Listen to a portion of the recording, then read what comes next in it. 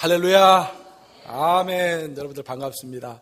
오늘 전 여러분과 함께 내 눈앞에 있는 작은 나무라는 제목으로 우리의 영적 시야를 끊임없이 계속해서 넓히시는 우리 하나님의 은혜가 무엇인지 함께 살펴보면서 은혜를 나누고자 합니다. 20세기 초반에 유럽의 열강들은 그들이 가지고 있는 산업 기술과 자본력을 바탕으로 군사력을 많이 확충했습니다. 그리고 그 군사력을 통해서 아시아와 아프리카, 중동에 있는 여러 나라들을 식민지로 만들었던 것입니다. 이렇게 해서 식민지를 갖게 된 유럽 열강들은 한 가지 큰 고민을 가지고 있었는데, 그 고민은 어떻게 하면 식민지 국가의 국민들이 반항하지 않고 순수하게 또 순수히 순종할 수 있을까? 어떻게 하면 그런 순종하는 그런 국민으로 만들 수 있을까라는 고민들을 많이 하게 되었던 것입니다. 유럽의 열강 중에 하나였던 네덜란드도 똑같은 고민을 하게 되었습니다. 네덜란드는 나라가 조그만 나라죠. 그 조그만 나라가 자기 나라보다 몇십 배가 더 큰 인도네시아를 자신의 식민지로 만들었던 것입니다.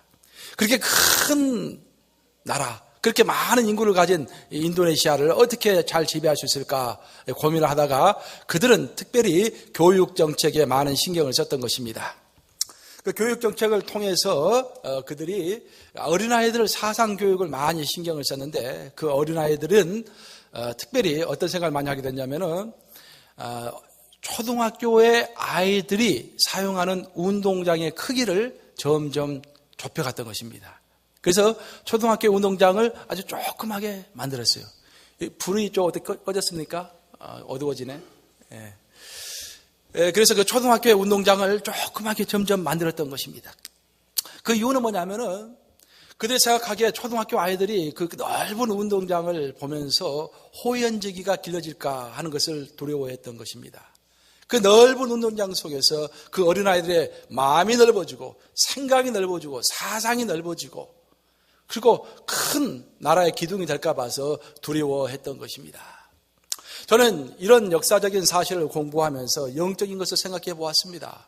오히려 이것은 세상에서 적용되기보다는 우리 영적인 세계에서 더 많이 적용되는 것이라고 할 수가 있겠습니다. 여러분들 아십니까? 사탄이 무엇을 가장 두려워하는지 아십니까? 사탄이 우리 인간들을 향해서 쓰고 있는 핵심적인 전략들이 몇 가지가 있는데, 그 중에 가장 핵심 중에 핵심이 하나가 뭐냐면은 우리의 마음과 생각과 시야를 좁게 만드는 것입니다.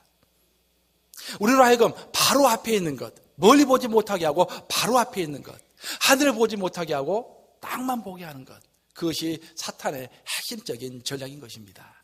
여러분 어떻습니까? 여러분의 시야는 넓습니까? 여러분의 마음은 넓습니까? 여러분의 시야는 하늘을 보고 있습니까? 아니면 땅을 보고 있습니까?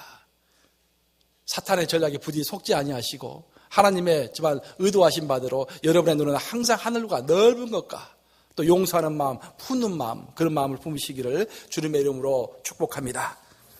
성경의 나라 이스라엘을 방문해 보면은 가장 인상적인 것들이 몇 가지가 있는데, 그 중에서도 가장 인상적인 것은 뭐냐면은 우리의 시야를 가릴 것이 없이 드넓게 펼쳐진 광야입니다. 이스라엘에 가보면은 볼 것도 많지만 특별히 저는 광야를 보면서 많은 영감을 얻을 수가 있었습니다. 우리의 시야를 가릴 것이 없이 그냥 거칠 것 없이 딱 펼쳐진, 그저 무덤덤하게 무감각적으로 펼쳐져 있는 광야가 우리에게 많은 영감을 주는 것입니다.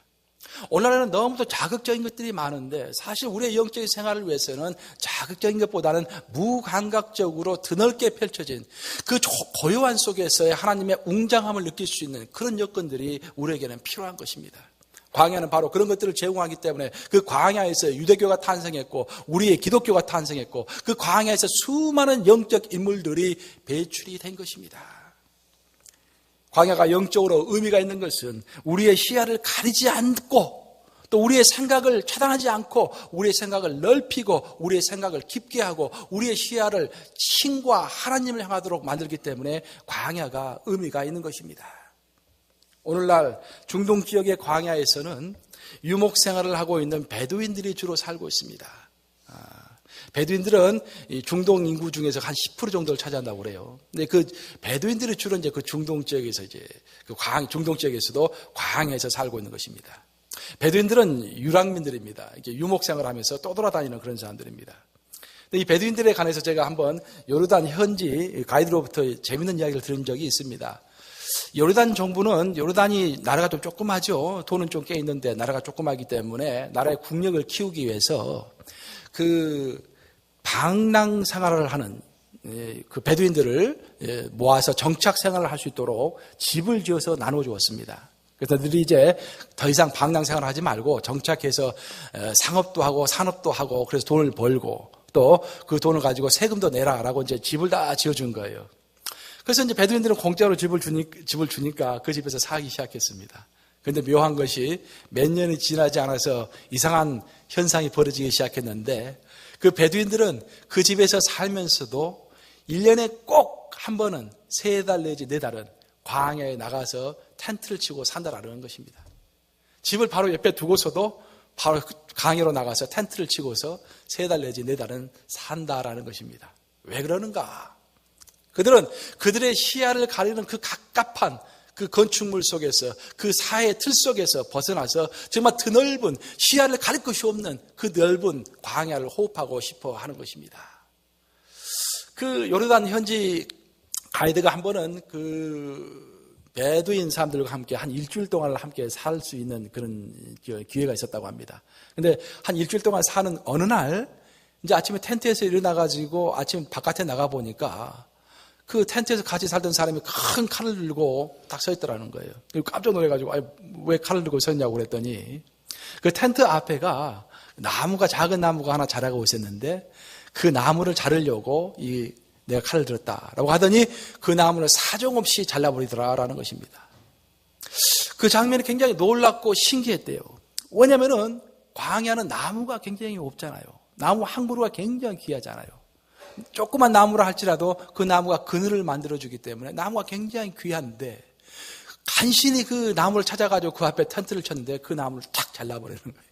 왜 그러느냐? 그랬더니 이 작은 나무가 내 시야를 가리기 때문에 나는 이 나무를 자를 수밖에 없다라고 과감히 자르더라라는 것입니다. 오늘 설교 제목이 뭡니까? 내 앞에 있는 작은 나무. 따라서 해보시기 바랍니다. 내 앞에 있는 작은 나무. 잊지 마세요.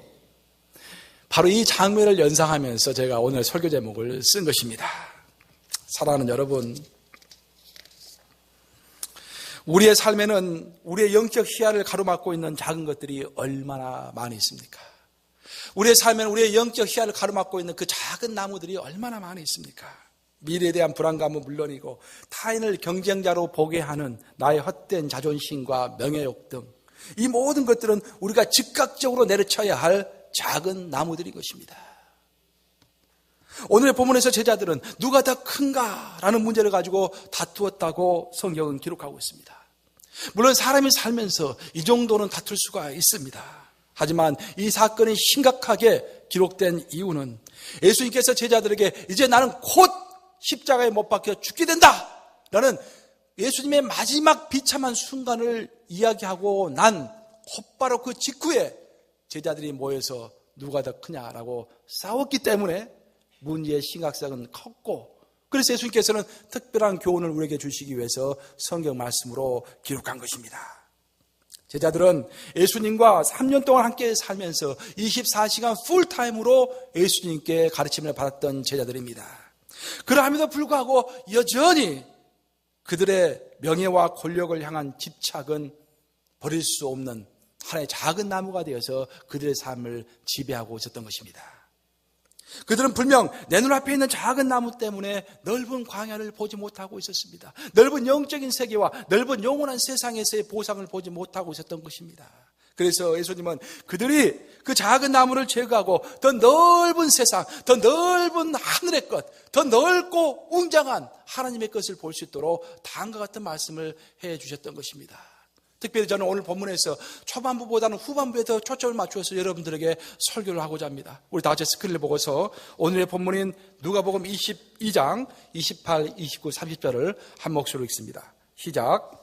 너희는 나의 모든 시험 중에 항상 나와 함께한 자들인즉 내 아버지께서 나라를 내게 맡기신 것 같이 나도 너희에게 맡겨 너희로 내 나라에 있어 내 상에서 먹고 마시며 또는 보좌에 앉아 이스라엘 12지파를 다스리게 하려 하노라. 얼마나 놀라운 말씀입니까, 여러분? 나는 이런 말을 들을 때마다 가슴이 막 두근두근 떨려요. 얼마나 놀라운 말씀입니까? 내 아버지께서 나라를 내게 맡기신 것 같이 나도 너에게 맡겨. 지금 맡긴다는 게 아니라 어디서 맡긴다는 말입니까? 하늘나라에서 맡긴다는 거예요. 근데 제자들은 지금 맡기는 걸로 착각을 했죠. 성경을 잘못 해석했죠. 그래서 항상 문제가 됐죠. 내가 아버지께서 나라를 내게 맡기신 것 같이 나도 너에게 하늘나라를 맡겨서 너희로 내 나라에 있어, 내 하늘나라에 있어서 내 상에서 함께 먹고 마시며 또는 보좌에 함께 앉아서 이스라엘 12지파를 다스리게 하려 하노라. 여기서 우선 우리의 눈에 들어오는 단어는 28절의 시험이라는 단어입니다. 시험. 예수님의 시험입니다. 예수님이 이 땅에서 사시면서 예수님의 미션을 성취하는 과정에서 예수님이 핍박당하고 어려움을 당했다라는 거예요. 그런데 제자들은 핍박당하고 어려움을 당하고 있는 예수님을 결코 떠나지 않고 예수님과 함께 고통을 당하고 힘들어하고 마음 아파했다라는 것입니다. 근데 중요한 것은 우리 예수님께서는 그 제자들의 그 제자들이 함께하는 그 충성심을 잊지 않으신다? 절대로 잊지 않고 내가 기억해 주겠다라고 오늘 말씀하시는 것입니다. 여러분 어떻습니까? 여러분들 얼마나 하나님을 위해서 열심히 일하고 계십니까? 누가 알아주지 않는다고 불평하고 계시는 거 아닙니까 혹시? 우리 하나님 어떤 하나님이시다? 모든 것을 다 기억해 주시는 하나님이시다 라고 오늘 본문에서 너무도 명확히 말씀하시는 것입니다. 그리고 나서 이런 제자들의 충성을 절대 잊지 않으시고 하늘나라에서 반드시 갚아주시겠다고 30절에서 약속하시는 것입니다. 그러니 제발 이 땅에서 얻을 수 있는 작은 것들을 가지고 서로 다투지 말고 하늘나라에서 받게 될 그 크고 웅장하고 엄청난 것들을 기대하라고 가르치고 있는 것입니다. 즉 여기서 예수님의 제자들의 문제는 그들의 시야가 이 땅에 갇혀 있어서 예수님을 따르는 보상을 이 땅에서 받고 싶어 한다라는 것입니다. 하지만 예수님의 답변은 예수님의 진짜 보상은 이 땅이 아니라 바로 하늘에서 주어질 것이기 때문에 그것을 믿고서 이 땅의 작은 것들에 초연하라라는 그러한 명령인 것입니다. 내 사랑하는 여러분, 잎사귀 하나에 우리가 마음을 두면은 천개 잎이 모두 보이지를 않습니다. 자기 눈에 안경이라고 사랑하는 사람이 한 명 보이면 그 나머지 모든 여인들은 안 보이는 것이죠. 하나가 마음에 딱 꽂히면 나머지 것은 보이지가 않아요. 잎사귀 하나가 내 눈에 꽂히면 나머지 1000개, 10,000개 잎사귀가 다 보이지 않는 것입니다. 여러분이 아무리 작은 것일지라도 그것에 집착하는 순간부터 진짜로 중요한 다른 것들이 보이지를 않는다라는 것입니다. 다시 말해서 땅에서의 보상에 집착하기 시작하고 땅의 것에 집착하기 시작하고 땅의 것을 사랑하기 시작하면 하늘의 것이 절대로 보이지 않는다는 것입니다. 여러분들 설교를 10,000번, 10만 번 듣는다 할지라도 한번 내 마음이 땅의 것에 꽂히기 시작하면 내 욕심이 내 마음속을 지배하기 시작하면 그 어떤 설교도 그 어떤 하나님의 임재도 보이지 않는다라는 것입니다. 그래서 마음을 지키는 것이 중요하다. 제가 이번 주 그 전전주 설교에 그랬죠. 마음을 지키는 것이 중요하다고 이야기했죠. 성경을 볼 때 원리적인 것, 가장 기본적인 것, 그런 것들을 우리가 정통하고 붙잡고 살아야 하는 것입니다. 예수님이 우리에게 직접 가르쳐 주신 많은 교훈들을 우리가 분석해보고 묵상해보면은 하나의 실타래와 같이 쭉 연결된 그런 핵심 가르침의 고리들이 있습니다. 우리가 그것들을 잘 캐치하고 그것을 우리의 삶에 적용하고 그것을 붙잡아야 하는데 무엇보다도 우리 예수님께서 우리에게 핵심적으로 지속적으로 가르쳐 주신 것은 뭐냐면은 우리의 영적 시야가 이 땅의 가치를 주는 것에서부터 하늘의 것에 가치를 두는 것으로 바뀌어야 한다라는 그 가르침이 예수님의 처음 가르침부터 마지막 가르침까지의 핵심적인 연결고리인 것입니다. 무엇이 바뀌어야 한다? 우리의 눈과 우리의 마음의 시야가 바뀌어야 한다라는 것입니다. 어떤 것으로? 세상 것에서부터 영원한 가치가 있는 것으로 우리의 눈과 시야가 바뀌어야 한다라는 것입니다. 그러면 문제가 다 해결돼요. 무엇이 우리 생활에서 우선순위가 되는 것인지 금방 분별이 돼요. 내가 오늘 이 모임에 가야 할 것인지 말아야 할 것인지, 내가 이거 오늘 봉사를 해야 할 것인지 말아야 할 것인지, 내가 헌금을 해야 할 것인지 말아야 할 것인지, 이 모든 것이 고민할 필요가 없어지는 것입니다. 뭐가 바뀌면은 내 영적인 시야가 바뀌면은. 예수님께서 공생애를 시작하시고 나서 최초로 하신 말씀이 무엇인지 아십니까, 여러분? 예수님께서 공생애를 시작하시고 나서 드디어 이제 세례 딱 받으셨잖아요, 예수님께서. 그리고 40일간 이제 금식하시고 마귀로부터 시험을 받으셨어요. 그리고 나서 제자들을 부르신 다음에 산상수훈을, 설교로서는 산상수훈을 제일 먼저 설교하셨는데 그 사이에 가장 먼저 하신 말씀이 있습니다. 이제 딱 세례받고 공식적으로 사역을 시작하시고 나서 첫 번째 하신 말씀 뭡니까? 기억나세요? 마태복음 4장 17절입니다. 함께 한번 읽어보시겠습니다. 마태복음 4장 17절 한 목소리 있습니다. 이때부터 예수께서 비로소 전파하여 이르시되 회개하라 천국이 가까이 왔느니라 하시더라. 회개하라 라는 말씀이 예수님의 첫 번째 말씀이었던 것입니다. 근데 그 회개라는 말씀이 번역이 참 어렵습니다. 여러분들 언어 공부를 해보면은요, 영어 번역 중에서 가장 어려운 번역이 이 회개라는 단어입니다. 오히려 우리 한국어 단어는 좀 괜찮아요. 근데 영어로는 repent로 돼 있죠. 언어로는 메타노에오입니다. 메타노에오인데 메타노에를 repent로 했는데 repent로 번역을 해놓으면은 이게 sorry for what I did. 그러니까 내가 했던 것을 후회한다라는 의미가 커요. 근데 그건 정확한 번역이 아니라는 거예요. 그래서 영어 번역에 논란이 많습니다. 그걸 어떻게 표현할 것인가 그걸 가지고. 근데 메타노에오라는 단어는요, 우리가 잘 이해해요. 메타노에오. 우리 예수님께서 첫 번째 하신 말씀이고 마지막까지 지속적으로 하신 말씀이 이 단어예요. 메타노에오. 회개하라. 세례요한도 했던 말씀이 세례요한의 설교를 전부 번역하면 한마디 요약하면 뭡니까? 회개하라. 메타노에오. 메타노에오라는 단어는 메타라는 단어와 노에오라는 단어의 합성어입니다. 메타라는 말은 무슨 뜻이냐면은 after, 즉 이후에라는 말이에요. 노에오라는 단어는 생각하다, to perceive, think라는 그런 거예요. 이 두 단어를 합치면은 의미하는 바는 뭐냐면은 우리가 예수님을 영접한 이후 after부터는 우리의 생각이 differently 하게 바뀌게 한다라는 거예요. 무엇이 바뀌게 한다? 우리의 생각이 바뀌게 한다라는 거예요. 그래서 우리는 보통 회개하면은 예수님을 영접하고 나서 내 과거를 눈물을 흘리면서 후회한다라는 의미로 많이 생각하잖아요. 그 회개의 의미가 아니에요, 여러분들. 회개의 진정한 의미는 뭐냐면은 내 과거의 행동을 생각하면서 눈물을 회개하면서 이제부터 내 생각의 근본을 바꾸고 내 생각의 방식을 think differently. 생각의 방식을 바꾸겠다라고 돌아서는 것이 회개인 것입니다. 그래서 예수님께서는 오늘도 여러분들에게 회개하라고 말씀하시는 거예요. 회개는 단 한 번으로 끝나는 것이 아니라 만약 여러분들이 지금 세상을 보는 눈이 예수님을 믿기 전이나 예수님을 믿고 있는 지금이나 전혀 변함이 없이 똑같은 생각을 가지고 있다면 또 여러분들이 진짜로 인생에 있어서 중요하게 생각하는 것이 예수님을 믿기 전이나 지금이나 변함이 없다면 여러분들이 회개한 겁니까? 회개하지 않은 것입니까? 회개하지 않은 것이다 라는 것입니다. 너무도 중요한 거예요. 그래서 예수님께서 우리에게 처음부터 끝까지 가르쳐주고 있는 가장 핵심적인 연결고리는 뭐냐면은 우리의 생각의 방식이 pattern of thinking should be differently. 그러니까 그것이 바뀌어야 한다라는 것들을 계속해서 이야기하고 있는 것입니다. 예수님을 영접한다는 가장 실제적인 의미와 결과는 우리의 생각의 방식이 바뀌는 것입니다. 생각과 사고 방식의 변화, 즉 the change of mind가 먼저 있고 그 다음 행동의 변화가 따라오는 것입니다. 우리는 마음의 변화와 행동의 변화, 시야의 변화가 없이 행동을 변화시키려고 하기 때문에 위선이 나오는 것이고 힘든 것입니다. 또 지속적으로 할 수 없는 것입니다. 오늘 그냥 어디 가서 은혜 받아가지고 성령 받았다고 날뛰면서 그냥 막 하다가 한 6개월 후면 없어지는 이유가 뭡니까?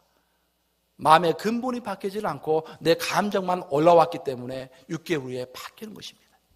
우리가 진정으로 죽기까지 예수님을 변하지 않고 내가 그 죽는 순간까지 바라보면서 순교할지라도 그 길을 갈 수 있는 것은 우리의 시야가 이 땅이 아니라 어디에 두었을 때? 하늘나라에 두고 있었을 때 죽음이 우리를 지배하지 못하는 것입니다. 그렇죠? 죽음이 우리를 지배하지 못하는 거예요. 내가 언젠가 그런 이야기를 읽은 적이 있어요. 무척 생각이 나는데 어떤 나치 2차 대전 때 루터교 주교가 있었어요. 독일은 참 루터교가 가장 크니까 그 주교를 갖다가 이제 고문한 거예요. 그래서 이제 고문을 하는데 이 사람이 순수하게 그 고문에 응하지는 않아요. 그리고 아무리 고문을 해도 다 견딥니다. 그래서 나치 그 고문하는 그 군인이 화가 나가지고 장교가 이렇게 이야기합니다. 내가 당신을 죽일 수도 있어요. 순수히 나를 따라오시오. 그렇게 말하니까 루터교 주교가 이렇게 말했다고 그래요. 나는 이미 죽은 사람입니다. 이해되세요? 나는 이미 그리스도 안에서 죽은 사람입니다. 수없이 가르쳐주는 교훈이잖아요. 이미 우리는 어떤 사람입니까? 그리스도 안에서 죽은 사람이에요. 이제 내가 산 것이 아니에요. 이제는 내가 산 것이 아니요. 오직 나를 위해서, 나를 사랑하사 나를 위해서 자기를 버리신 그리스도 예수를 믿는 믿음 안에서 사는 것이라. 나는 이 땅에서는 죽었다라는 거예요. 저 땅을 보면서 살아가는 사람이다라는 거예요. 그러니까 그 사람이 깜짝 놀래가지고 고문을 포기했다라는 거예요. 그 사람이 가지고 있는 최대의 무기는 뭡니까? 죽음이라는 무기예요. 사탄이 가지고 있는 최대의 무기는 뭡니까? 죽음이라는 거예요. 그 죽음 앞에서 우리는 다 덜덜덜 떨어요. 근데 진짜 그리스도인들은 그 죽음을 극복한 사람이다라는 것입니다. 우리의 시야가 바뀐 사람이다라는 것입니다. 이 땅을 바라보면서 사는 사람이 아니라 저 땅을 바라보면서 사는 사람이기 때문에 이 땅에서 어떤 큰 고통이 있다 할지라도 다 감수하면서 살아갈 준비가 되어 있는 사람이 바로 회개한 사람이요 진정한 그리스도이다라는 것입니다. 우리 그리스도인들의 생각의 방식은 이 땅 중심에서 하늘나라 중심으로, 또 내 중심에서 타인 중심으로, 끌어모으는 것 중심에서 나누는 것 중심으로, 또 염려 중심에서 무엇 중심으로? 감사 중심으로 바뀌는 것이 바로 회개이요 우리 그리스도인들의 삶의 모습인 것입니다. 그런데 사탄은 우리 눈 바로 앞에 있는 작은 나무를 심어서 우리의 생각이 이 땅 중심으로, 나 중심으로, 자꾸 쌓는 것 중심으로, 또 염려하는 것 중심으로 고정되게 한다라는 것입니다. 그래서 신앙생활이라는 것은 다른 것이 아니라 나의 생각의 방식이 근본적으로 바뀌는 것을 방해하는 그 작은 내 눈앞에 있는 가지들을 쳐내는 것, 그것이 바로 신앙생활인 것입니다. 우리가 진정한 회개가 되지 않았다 하면 진정한 회개가 될 수 있도록 끊임없이 내 눈앞에 있는 작은 것들을 쳐내는 것, 그것이 바로 신앙생활인 것입니다. 성경의 가르침은 명확합니다.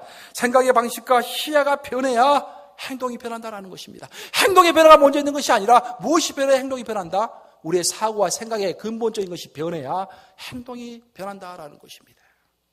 메타노예요. 생각의 방식이 바뀌어야 한다. 그래서 말씀이 중요한 것입니다. 내가 아까 말씀했지 않습니까? 말씀과 기도가 신앙생활의 가장 기본입니다.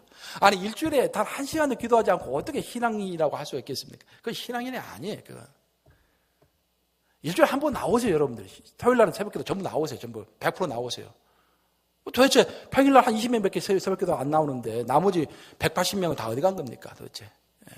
일주일에 한 번 나오셔야 돼요. 토요일날 한 번은. 그리고 말씀도 성경 1년 1독이 됐든지 아니면은 훈련이 됐든지 어떤 거 하나 그 체계적으로 공부하는 것이 시작할 거 아닙니까? 내 마음을 자꾸 바꿔가야지 않겠습니까? 작은 나무는 뿌리를 가지고 있기 때문에 끊임없이 솟아오릅니다. 사탄은 살아있기 때문에 끊임없이 우리를 유혹합니다. 내 눈앞에 작은 나무는 끊임없는 거예요. 내가 이렇게 열을 뿜고 여러분들에게 설교하지만 내 자신도 내일 넘어질 수가 있는 거예요. 그렇기 때문에 내일 일어나서 나는 또 성경을 읽는 것입니다. 또 기도하는 것입니다. 또 하나님께 매달리는 것입니다. 여러분도 마찬가지예요. 성경 읽고 우리가 기도해야 합니다. 오늘 제가 여러 가지 말씀을 했는데 우리의 생각의 방식이 어떻게 바뀌어야 하는지 한 가지 적용을 살펴보면서 말씀을 마치고자 합니다. 제2차 세계대전 직후에 이제 연합군들이 승리를 하고 나서 그 패전국에 들어가서, 독일이죠. 패전국에 들어가서 그 굶주리고 있는 아이들이 많이 있어서 그들을 다 모아가지고 큰 캠프에 함께 지내도록 했다고 합니다. 아이들은 이제 평상시 많이 굶주렸기 때문에 이제 그들에게 가장 필요한 것들이 이제 빵이지 않겠습니까? 그래서 배불리 먹을 수 있도록 해주고 보살핌도 잘 해주었습니다. 입을 것도 잘 주고 이제. 근데 이상하게도 밤만 되면은 그 아이들이 굉장히 불안해 떨더라는 것입니다. 왜 그럴까?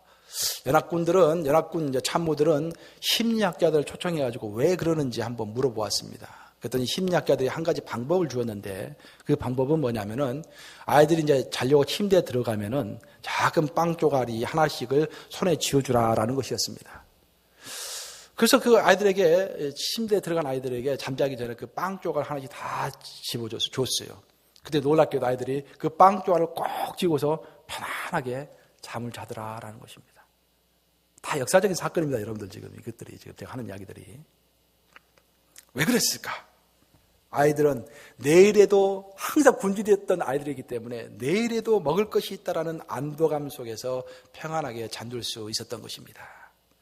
내일 먹을 것을 염려해야만 했던 이 아이들이 내일 염려를 해결받았을 때 비로소 불안으로부터 해방되었습니다.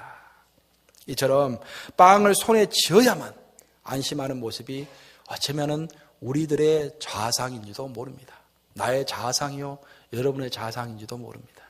빵이 손에 쥐어지지 않으면 안절부절하지 못하는 그 모습. 하지만 예수님이 우리에게 말씀하시는 것은 우리의 손에 빵 대신에 성경 말씀을 들라라는 것입니다.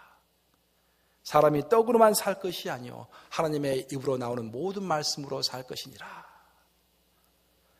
하나님이 우리를 먹이신다. 하나님이 밥이시다. 우리의 평안은 빵에 있는 것이 아니라 우리 하나님께 있다라는 믿음을 죽을 때까지 점검하고 지켜나가는 것, 그것이 바로 우리의 신앙생활인 것입니다. 사탄은 자꾸 우리로 하여금 하나님의 은혜와 하나님의 공급하심을 의심하게 합니다. 진짜 하나님께서 주실까? 진짜 하나님께서 내 노후를 안전하게 지켜주실까? 진짜로 하나님께서 나를 공급하실까? 그런 것을 자꾸 의심하게 한다는 것입니다. 바로 그것이 우리가 가감히 잘라내야 할 내 눈앞에 있는 작은 나무인 것입니다. 의심이라는 나무는 여지없이 다 잘라내야 합니다. 왜냐? 오직 믿는 자만이 하나님께서 찾는 자이기 때문인 것입니다. 오늘 우리는 고난을 당할 수도 있습니다. 오늘 우리는 굶주릴 수도 있습니다. 하지만 그 고난과 굶주림이 하나님을 향한 믿음 때문에 생긴 것이라면 우리 하나님은 절대로 내 고난과 어려움을 잊지 않으시고 그것을 기억해 주시라라는 그 말씀, 그것을 기억하는 것이 바로 생각의 방식의 변화이고 우리 기독교적 생각의 방식인 것입니다. 사랑하는 여러분, 우리 하나님은 은혜의 하나님, 공평의 하나님, 우리의 행동을 다 기억하시는 하나님이신 것을 믿으시기 바랍니다. 여러분이 이런 하나님을 바라보고 영원한 것을 바라보며 드넓은 광야를 바라보는 것을 방해하는 작은 나무는 도대체 그 무엇입니까? 여러분의 시야를 끌어당겨서 이 땅만 바라보면서 살아가도록 붙드는 여러분의 작은 나무는 도대체 무엇입니까? 그 작은 나무를 가감히 베어내시고 눈을 들어서 하나님이 약속하신 영원한 세상을 바라보시는 여러분들 되시기를 주님의 이름으로 축복합니다. 기도하셨습니다. 살아계신 주님 감사합니다. 이 아침에 제자들에게